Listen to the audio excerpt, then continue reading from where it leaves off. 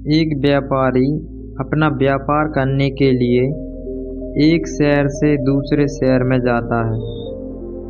बीच रास्ते में रेगिस्तान का कुछ इलाका आता है। वो व्यापारी एक नकारात्मक सोच वाला था। वो हर बार शिकायत ही करता रहता कि मेरे पास ये नहीं है, मेरे पास वो नहीं है। एक दिन जब वो रेगिस्तान से गुजर रहा था, तभी उसकी पानी की बोतल खाली हो जाती है और उसे बहुत प्यास लगती है। वो रेगिस्तान में पानी की तलाश करने लगता है, किंतु उसे कहीं पर भी पानी नहीं मिलता। अब वो चलते चलते काफ़ी थक गया था और ऊपर से उसे पानी भी नहीं मिला। इसीलिए उसे बहुत गुस्सा आ रहा था। वो गुस्से में बोलने लगा कि ये कितनी बकवास जगह है। ना तो यहाँ पर कोई पेड़ पौधे हैं, ना ही यहाँ पर पानी मिलता है। वो आसमान की तरफ देखकर ये कहने लगा, हे भगवान, आपने ये कैसी जगह बनाई है। अगर मेरे पास पर्याप्त पानी और संसाधन होते तो मैं इस जगह को काफ़ी अच्छा बना देता और बहुत सारे पेड़ भी यहाँ पर लगा देता। वो व्यापारी ऊपर देखकर ये सब ऐसे बोल रहा था कि जैसे वो भगवान से जवाब की प्रतीक्षा कर रहा हो कि भगवान उसे कुछ कह दें। जैसे ही उसने नीचे देखा, वैसे ही चमत्कार ये हुआ कि उसे अपनी आँखों के सामने एक कुआं दिखाई दिया। वो कुएं को देखकर बहुत ज़्यादा खुश हो जाता है। वो कुएं के पास पहुंचा और उसने देखा कि कुएं पूरी तरह से पानी से भरा हुआ है। ये व्यापारी नकारात्मक सोच वाला था, इसीलिए उसने फिर से ऊपर आसमान में देखकर भगवान को शिकायत करना शुरू कर दिया। भगवान, आपने मुझे पानी से भरा हुआ कुआं तो दे दिया, किंतु पानी मैं कैसे निकालूंगा। जैसे ही उसने नीचे देखा, वैसे ही फिर से चमत्कार हुआ और उसे कुएं के पास रस्सी और बाल्टी दिखाई दी।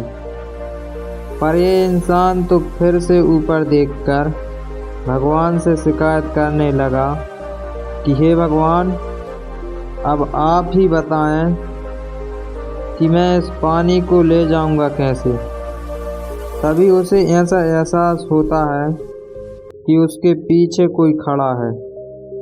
वो पीछे मुड़कर देखता है तो उसे एक ऊंट खड़ा हुआ दिखाई देता है।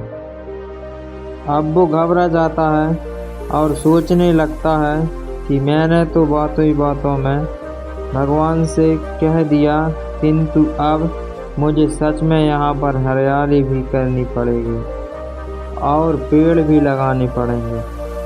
पानी को निकालने के लिए बाल्टी और रस्सी भी मिल गई और पानी को ले जाने के लिए ऊंट भी मिल गया। अब वो सोचने लगा कि मैंने बातों ही बातों में क्या बोल दिया, ये तो बहुत बड़ी गड़बड़ हो गई। अब वो वहाँ से तेज़ी से भागने लगा। वो वहाँ से भागकर अपनी जिम्मेदारियों से बच रहा था।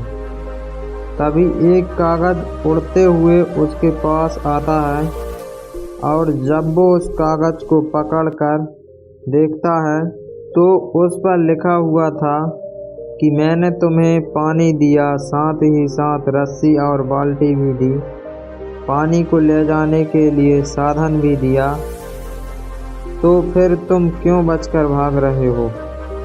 ये कागज़ पर लिखा हुआ था।